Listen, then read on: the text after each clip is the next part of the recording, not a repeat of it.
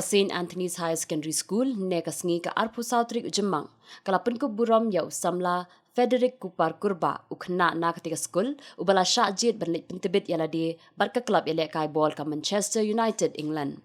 Federick Kurbah udang up yak result Madrid but ula syajid tang marway na ka Jylla but na pedeng ki saungun hakari India ban mi Madan shari Norway but ban penjana yala ka sab ka pong ka baudan. Perteng jonga Federick Kurbah jonga sa ko Mawkalum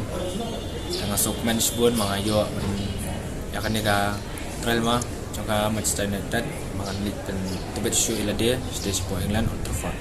senam ta hadu Arsenal tam tambakat badang la performa ta kinang bat yang agijit ningkong de la po pulu bar ka de ha goti ka balai ka de final try po chnai da ka jingwan pek jong ki legend jong Manchester United ma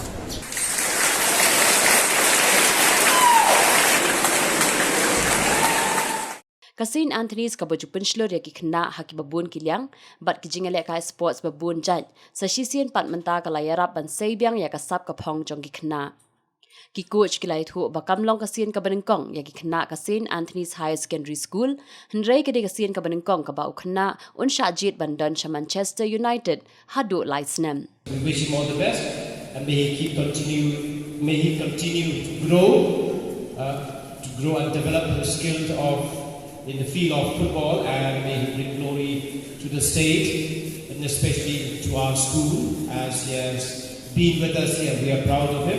and wishing him all the best. Kinong hikai bat principal da ka jing phumut phuman kila pha sngo bha yau niu khna harengkat ka jing khu kerdo bat ka jing ket bok kit riang hakmat ki khna puli jong ka te ka school ki balaya risa da ka sur ka bakmen bat ban a jing kershan u ba undang yai pen e rengiu bat bandang yai kiu shaprang. Jadi kau nang siapa yang ikut yang kesam hidup dapat sesuatu nengkong suami ublay